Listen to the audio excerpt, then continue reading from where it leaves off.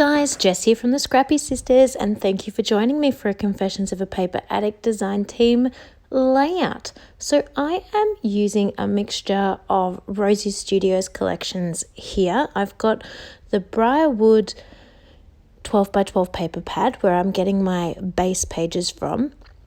And then everything else I'm using is Mimosa Sundays. I just don't have the 12 by 12 collection of Mimosa Sundays, I only have the 6 by 6, and I wanted some paper in my background. So I'm doing a bit of a horizontal design here. So I've got one full 12 by 12 pattern piece, then I've got about a 6 inches of that green, and then I cut two 1-inch strips of the pink floral, and I'm just going to tuck those in underneath, kind of a bit like a ribbon or a border effect.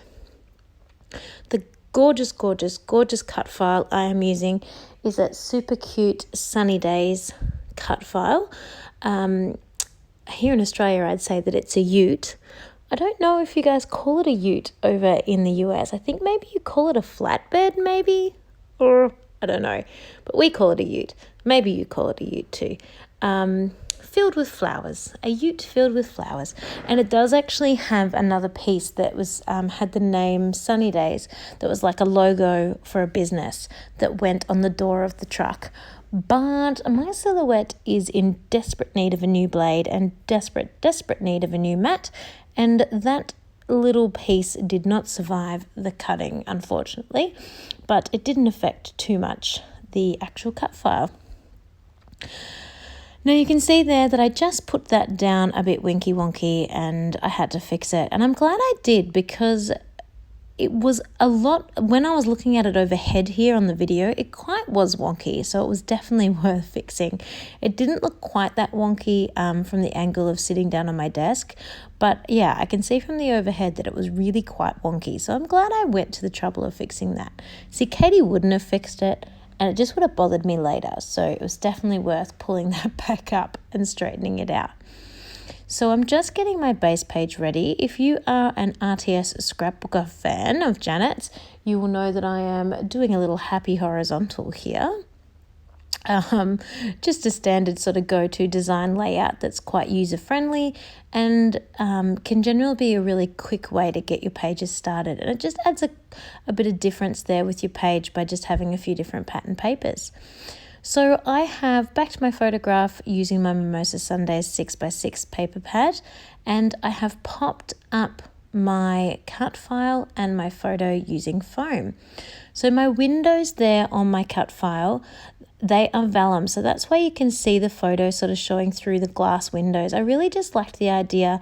I contemplated backing them with black, but I liked the idea of being able to, see through the car, because sort of in real life you'd be able to do that too. You wouldn't be able to see the whole way through probably from, an angle like this, but you'd at least be able to see in. But I quite liked the effect of having the vellum, over the windows. So what I'm doing here is, I suppose, a technique or a strategy I like to do to get my layouts ready. And that's when I pull out the ephemera pack I'm going to use and just flick through pretty much everything that's in there. And I make sort of two piles.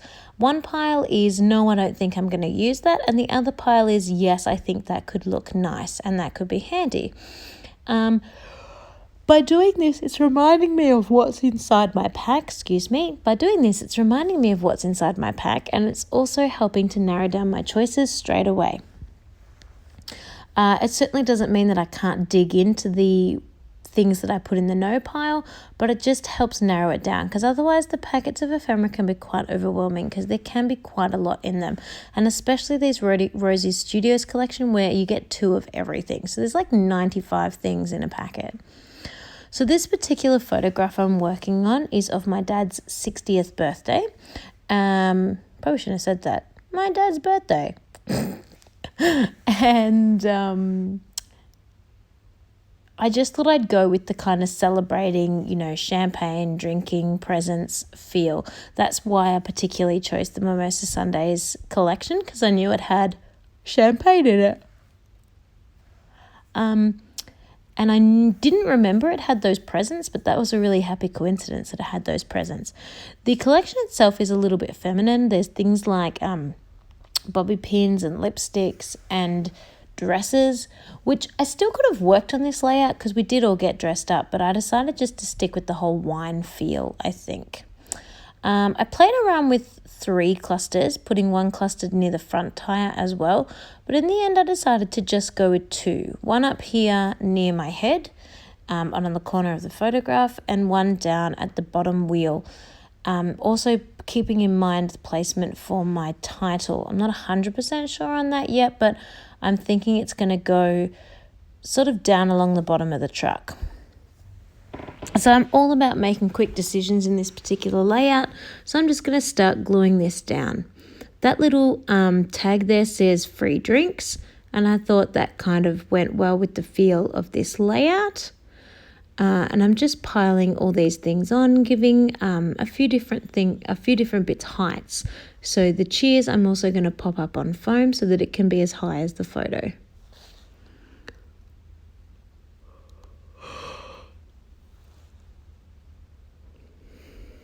Once that little cluster is done, I'm going to work on my bottom cluster.